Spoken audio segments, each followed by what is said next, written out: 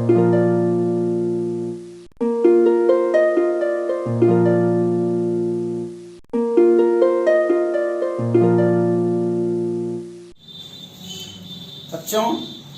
आज हम बात करेंगे solution of system of linear inequalities in two variable की। तो आज की क्लास में हम शुरू करते हैं।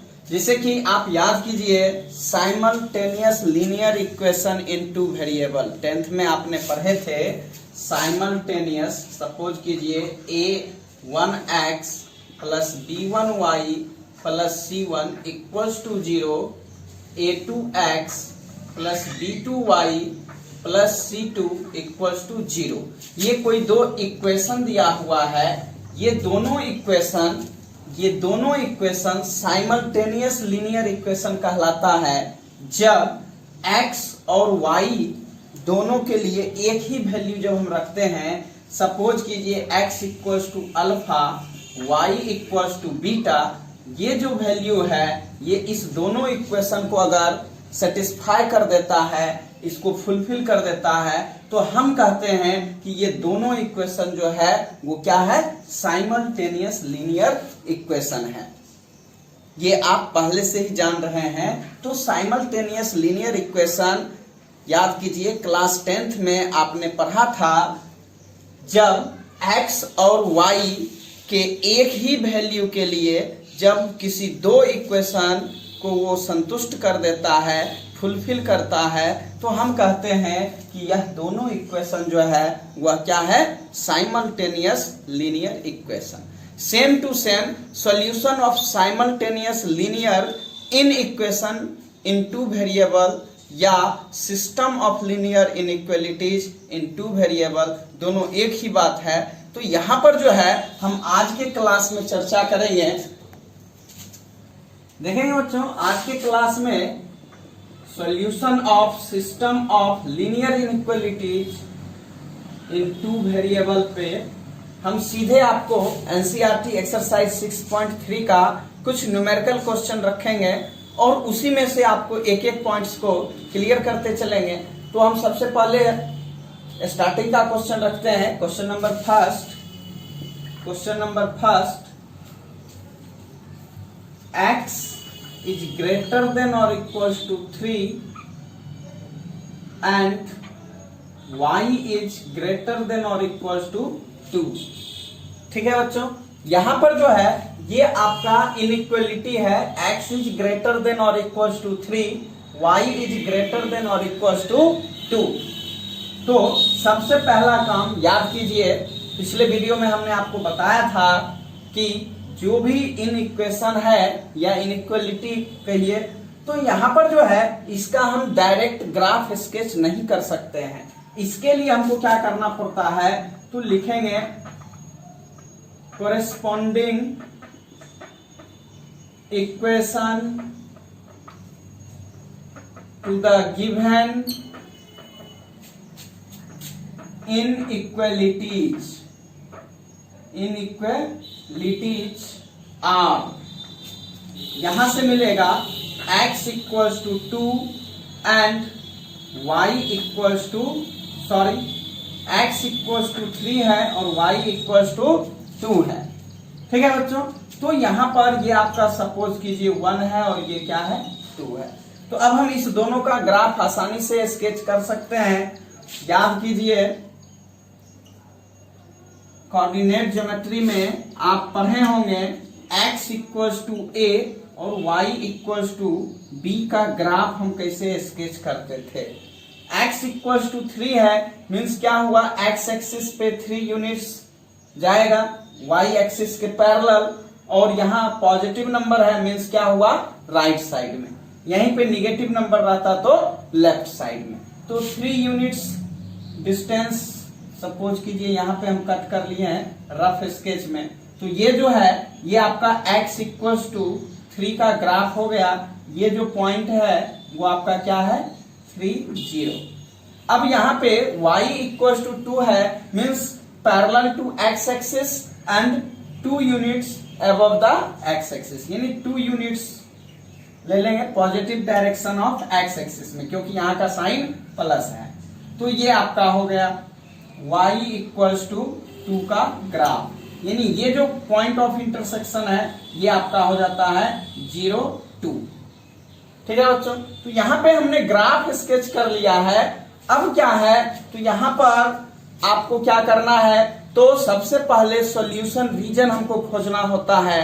Solution region means shaded region जो हम निकालते हैं उसको यहाँ पे निकालेंगे।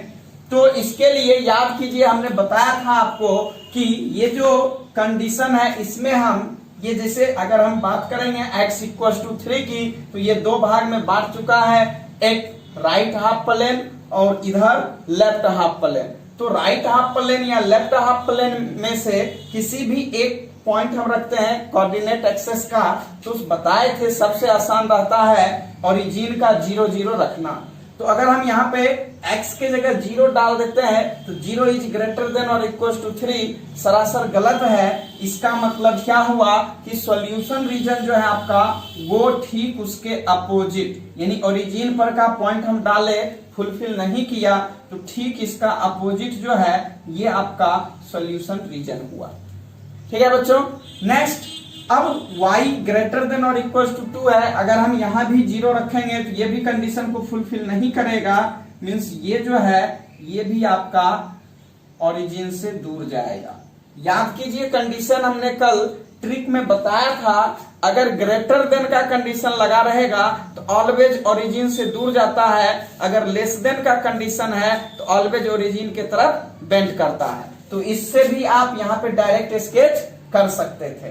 अब जो है बच्चों, कल हमने जो ग्राफ सीखा था पिछले वीडियो में एनसीईआरटी एक्सरसाइज 6.2 में, उसमें सिंगल इक्वेशन या इन इक्वेशन रहता था, बट यहाँ पर क्या है, 2 है, अभी हो सकता है 3 3 4 4 आ जाए। तो यहाँ पर हमको जो है सॉल्यूशन रीजन जो होता है वो कॉमन रीजन आना चाहिए, मीन्स 2 3 4 5 कुछ भी है। जैसे कि अभी आप देखे थे लीनियर इक्वेशन में आप x और y के एक ही मान के लिए जब रखते हैं और वो संतुष्ट कर देता है तो हम कहते हैं कि वह जो है आपका एक सॉल्यूशन होता है। सेम टू सेम यहाँ पर क्या हो जाएगा आपका ग्राफिकल मेथड से क्या होगा बच्चों, तो यहाँ पर जो कॉमन रीजन है वही आपका सॉल्यूशन रीजन होता है। ठीक है, तो यहाँ पर आप देख रहे हैं x इक्वल टू 3 इसका सॉल्यूशन राइट साइड है, y इक्वल टू 2 इसका अपवर्ड डायरेक्शन में है। मींस ये जो रीजन है ये पूरा, अगर आप इसको बढ़ा भी देते हैं तो ये पूरा रीजन जो है ये आप देख रहे हैं आपका क्या है, कॉमन रीजन है। ये आपका क्या हुआ, कॉमन रीजन। और कॉमन रीजन जो होता है वही आपका सॉल्यूशन रीजन होता है। ठीक है, आप यहां समझ लीजिए जो कॉमन रीजन है, कॉमन रीजन इसी को हम सॉल्यूशन रीजन कहते हैं, सॉल्यूशन रीजन। और कॉमन रीजन जो है वह 2 प्रकार का होता है, एक होता है बाउंडेड और दूसरा होता है अनबाउंडेड। ठीक है बच्चों, एक बाउंडेड हो जाता है और दूसरा अनबाउंडेड रहता है। जैसे कि प्रेजेंट क्वेश्चन में आप देख रहे हैं ये पूरा ओपन है, ये इंफिनिटी तक जा रहा है, ओपन है, तो इसलिए ये जो सॉल्यूशन रीजन है ये आपका क्या हुआ, अनबाउंडेड है। और एक ऐसा होता है जो बाउंडेड चारों तरफ से घिरा हुआ रहता है, वो आपका बाउंडेड होता है। अगला क्वेश्चन अगर हम देखेंगे उसमें आपको मिलेगा। ठीक है, तो यहां पर जो है स्टेप आप समझ चुके हैं। सबसे पहले कोई भी इक्वेशन दिया हुआ रहे उसका कोरेस्पॉन्डिंग इक्वेशन लिख दीजिए, उसके बाद ग्राफ स्केच करके आप चेक कर लीजिए कि किसका सॉल्यूशन किधर जा रहा है। उसमें से आपको क्या करना है, तो कॉमन रीजन खोजना होता है, और जो कॉमन रीजन होता है वही आपका सॉल्यूशन रीजन होता है। कॉमन रीजन 2 तरह का होता है, एक बाउंडेड होता है, दूसरा अनबाउंडेड होता है। तो आप इसको उतार लीजिए, हम अगला क्वेश्चन देखेंगे बच्चों। Question number 2, 3x plus 2y is less than or equals to 12 x is greater than or equals to 1, y is greater than or equals to 2। ठीक है बच्चों, यहां पर जो है ये आपका गिवन इनइक्वालिटीज दिया हुआ है। 3x plus 2y is less than or equals to 12, x is greater than or equals to 1, y is greater than or equals to 2। तो स्टेप फर्स्ट का काम आपको पता है। सबसे पहले जो भी दिया हुआ है उसको हम एक इक्वेशन लिख लेते हैं, corresponding equation to the given inequalities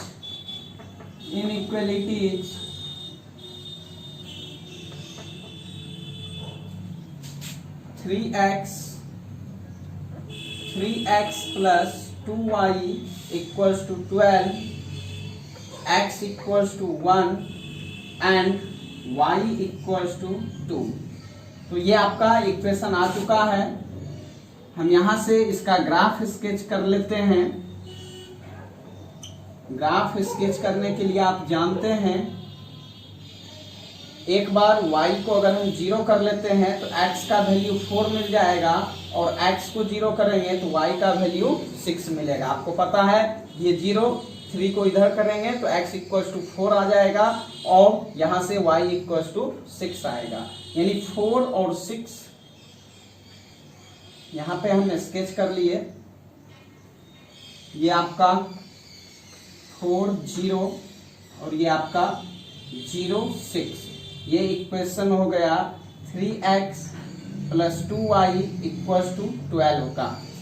अब x इक्वल्स टू 1 है तो पैरेलल टू y एक्सिस आपको लेके जाना है। ये सपोज कीजिए ऐसा है, ये x इक्वल्स टू 1 का इक्वेशन, और y इक्वल्स टू 2 का इक्वेशन ये सपोज कीजिए ऐसा है, y इक्वल्स टू 2 का इक्वेशन। तो ये तीनों इक्वेशन हमने खींच लिया है। अब आपको क्या करना है, इसमें से सॉल्यूशन रीजन देखना है कौन कहाँ है। तो ओरिजिन पर का पॉइंट इसमें 0 0 डालेंगे, 0 इज लेस देन, बिल्कुल सही है, 0 इज लेस देन 12, तो ये इधर बेंड करेगा, ये ओरिजिन की तरफ, यहां से ओरिजिन की तरफ बेंड करेगा। फिर ये ग्रेटर देन का कंडीशन है बच्चों, इसका मतलब ये हमेशा ओरिजिन से दूर जाएगा, जैसा कि हम आपको बताए हैं। तो ट्रिक से भी आप इसको देख सकते हैं या पॉइंट रख करके चेक कर सकते हैं। तो यहाँ पे आप देख रहे हैं ये जो है इधर आ रहा है, ये ऊपर जा रहा है, और ये इधर आ रहा है। मीन्स यहाँ पर आपका जो सॉल्यूशन रीजन होगा वो आप देख रहे हैं,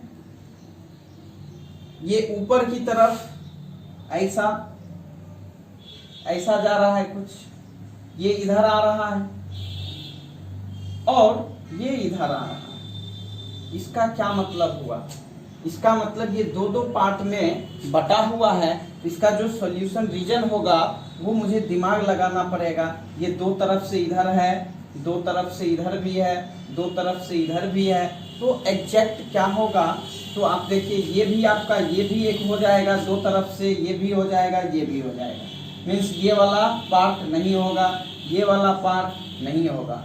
ठीक है बच्चों, तो इस तरह से आप देख रहे हैं यहाँ पर ये आपका अनबाउंडेड है, ये भी आपका अनबाउंडेड ही जाएगा, ये आगे जाने पर मिलेगा और ये इधर भी मिलेगा। ठीक है, तो यहाँ पर आप देख रहे हैं ये तीन तरफ से है, बट बीच में एक रीजन आपका छूट रहा है। गौर से देखिए तो ये रीजन आपका छूट रहा है। यहाँ पर जो है आप देखिए ये एरो यहाँ है, ये एरो ऊपर में है और ये यहाँ है। मीन्स ये जो पार्ट है बीच वाला पार्ट ये आपका सॉल्यूशन रीजन हुआ। ठीक है बच्चों, इसको आप डार्क भी कर सकते हैं पेंसिल से या एरो मार करके दर्शा सकते हैं। तो ये आपका बीच वाला ट्रायंगल शेप का जो पार्ट है, ये पार्ट आपका क्या हुआ? Solution region. और ये जो सॉल्यूशन रीजन है ये आपका बाउंडेड रीजन हुआ। यानी आप इसको एरो मार करके दर्शा सकते हैं। यहाँ पे हम लिख देते हैं ये आपका सॉल्यूशन रीजन हुआ।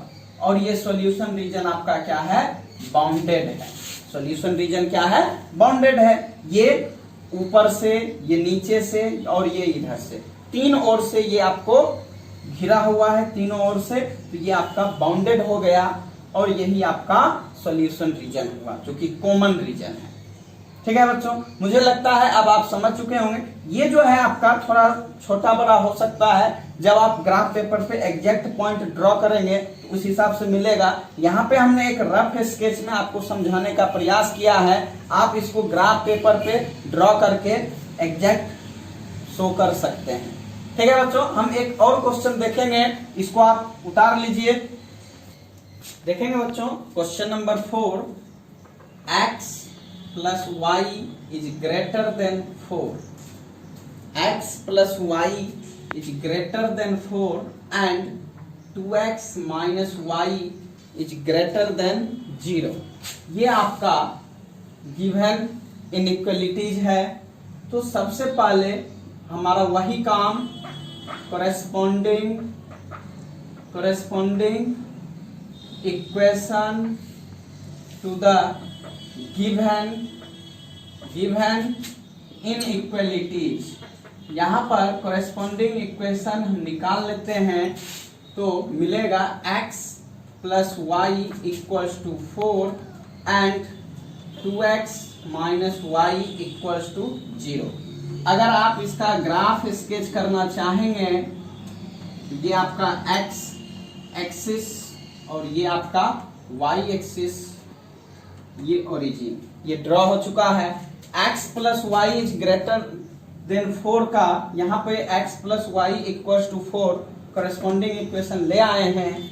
यहाँ पे आपको पता है ये x एक्सिस और y एक्सिस दोनों का पॉइंट सेम होगा, x भी 4 के बराबर, y भी 4 के बराबर। आप इसको यहाँ से ऐसा भी समझ सकते हैं, x/4 plus y/4 equals to 1।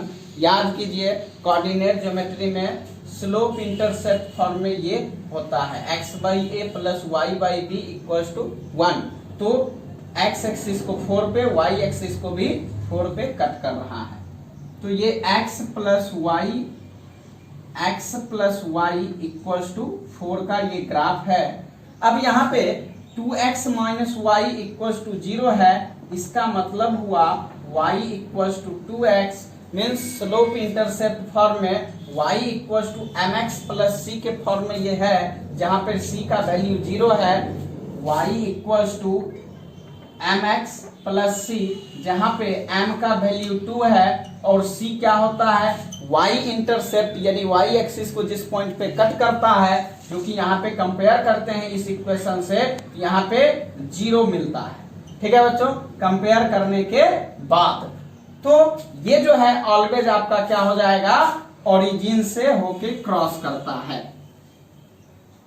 ऐसे भी आप आइडेंटिटी फंक्शन का ग्राफ जो बनाए थे, फंक्शन में, टाइप्स ऑफ फंक्शन में आइडेंटिटी फंक्शन का जो ग्राफ था y इक्वल्स टू x का ग्राफ, वो आपको पता है वो ओरिजिन से होकर के ही जाता है। इसलिए यहाँ पर ये जो है आपका 2x minus Y equals to 0 का ये ग्राफ होगा। अब जो है x plus y is greater than 4 है, ग्रेटर देन का कंडीशन मीन्स ऑलवेज ओरिजिन से दूर भागेगा, तो ये आपका इस तरह से ओरिजिन से दूर जाएगा। मुझे पॉइंट रखने की भी आवश्यकता नहीं है बच्चों, अगर आप अपने माइंड में इस ट्रिक को सेट कर लेते हैं। 2 ही ट्रिक है, छोटा सा, ग्रेटर देन है ओरिजिन से दूर जाएगा, लेस देन है ओरिजिन से पासिव होगा, यानी ओरिजिन की तरफ बेंड करेगा। यहाँ पर इस इक्वेशन में आपको क्या करना है, जब ये ओरिजिन से होके क्रॉस कर रहा है तो यहाँ पे कौन सा ट्रिक अपनाए, यहाँ पे कौन सा ट्रिक अपनाए, तो ये ऑलवेज जो है, ये देखिए अपर हाफ प्लेन और ये क्या हुआ, लोअर हाफ प्लेन, तो ऑलवेज अपर हाफ प्लेन में जाता है, ये भी ध्यान में रखना है। तो ये जो है आपका इस टाइप से कुछ बेंड करेगा, या फिर आप चाहे तो पॉइंट रख करके भी चेक कर सकते हैं। तो यहाँ पे देखिए ये इधर तो ये आपका बीच वाला जो ये पोर्शन है, ये पोर्शन आपका क्या हुआ, सॉल्यूशन रीजन हुआ, जो कि अनबाउंडेड है। ठीक है बच्चों, मुझे लगता है अब आप समझ चुके होंगे। एक लास्ट क्वेश्चन हम देखते हैं, अलग अलग टाइप का, तो यहाँ पे ढेर सारा क्वेश्चन है, बट हम एक क्वेश्चन देख लेते हैं, क्वेश्चन नंबर 10। तो उससे क्या होगा, आपको लगभग हर एक टाइप का क्वेश्चन हमने टच कर लिया है, बाकी आप खुद से सॉल्व करेंगे, बहुत ही इजी है। एक और क्वेश्चन मात्र हम सॉल्व करके आपको दिखाएंगे, फटाक से इसको नोट कर लीजिए।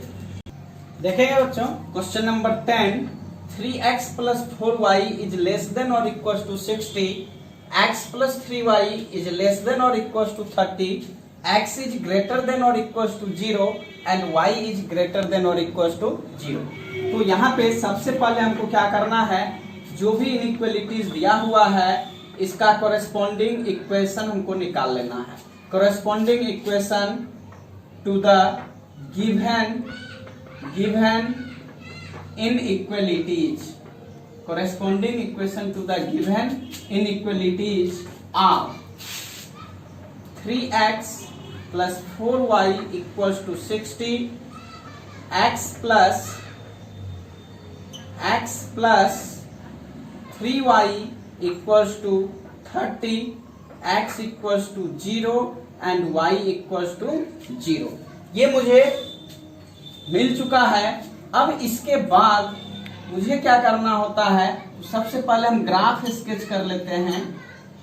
ये x dash origin, y dash, ये मुझे मिल चुका है। अब यहाँ पे ग्राफ स्केच करना है, तो ग्राफ स्केच करते समय जो है आपको पता है सेम टू सेम, अगर हम y को 0 करेंगे तो x का वैल्यू 20 मिलेगा और y का वैल्यू 15 मिलेगा।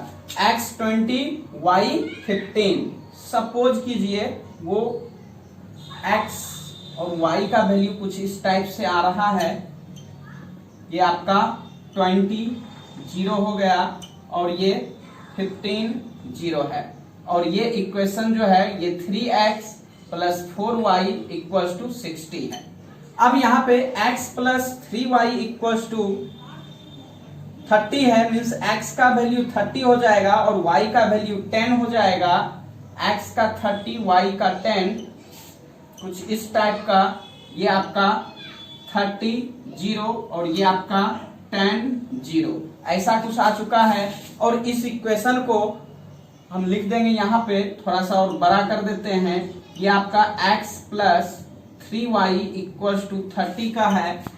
अब जो है बच्चों मेन कंसेप्ट जो है x इक्वल्स टू 0 और y इक्वल्स टू 0 का ग्राफ क्या होगा, आपको पता है x इक्वल्स टू a का graph parallel to y axis होता है और y इक्वल्स टू b का graph parallel to x axis होता है। तो यहाँ पर x इक्वल्स टू 0 है, मींस ओरिजिन पर ही शिफ्ट करेगा, और parallel to x axis, sorry parallel to y axis, means x equals to 0 का जो ग्राफ होगा वो आपका y एक्सिस ही हो जाता है, और y इक्वल्स टू 0 का ग्राफ जो है वो आपका x एक्सिस ही होता है। तो इसलिए यहाँ पे आप थोड़ा सा एरो मार करके x इक्वल्स टू 0 और एरो मार करके y इक्वल्स टू 0 ऐसा आप लिख दीजिए। तो यहाँ से जो है x equals to 0, y equals to 0 का ग्राफ स्केच करना बहुत ही आसान है, ये आप सीख चुके हैं पहली बार। दूसरी बार जब आप सॉल्यूशन रीजन निकालते हैं तो x इक्वल्स टू 0 के लिए आप अपने माइंड में सेट कर लीजिए, ये ऑलवेज राइट साइड शिफ्ट होता है, ये ऑलवेज राइट साइड शिफ्ट होता है, मींस इसका solution region always right side होगा। और y इक्वल्स टू 0 के लिए इसका solution region always upward direction में, means positive direction of x axis में होगा। ये अपने माइंड में सेट कर लीजिए, ये यूनिवर्सल ट्रूथ है। यानी कि x equals to 0 and y equals to 0 है, तो यहाँ पर x इक्वल्स टू 0 का ऑलवेज राइट साइड में और y इक्वल्स टू 0 का ऑलवेज अपवर्ड डायरेक्शन में सॉल्यूशन रीजन होता है।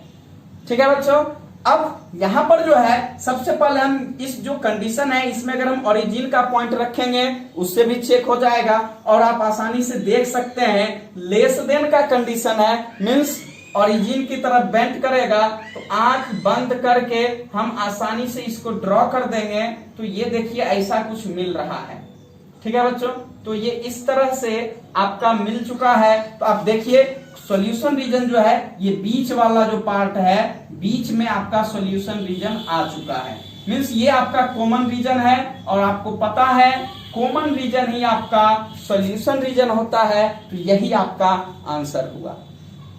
ठीक है बच्चों, तो यहां पर जो है अभी जो हमने आपको इस टाइप का जो बताया है क्वेश्चन, ऐसा ही क्वेश्चन आपको आगे क्वेश्चन नंबर 15 तक मिलेगा, तो इसको आप सॉल्व कर लीजिए बढ़िया से।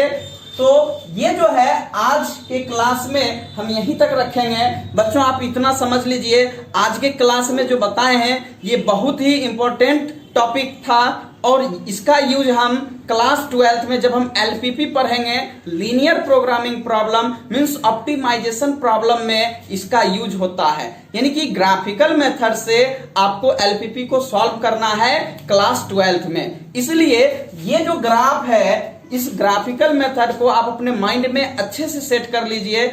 2 बार 4 बार जितना बार मन हो सके बुक को पढ़िए, वीडियो देखिए, जैसे भी हो सके इसको आप पूरा कीजिए। अगर कहीं डाउट होता है तो फिर से आप पूछ सकते हैं, इसके लिए आप कमेंट बॉक्स में अपना मैसेज कर सकते हैं। हम आपके हर समस्या को सॉल्व करने का यथासंभव प्रयास करेंगे। तो आज के इस वीडियो में यहीं तक रखते हैं, फिर मिलेंगे एक नए वीडियो के साथ।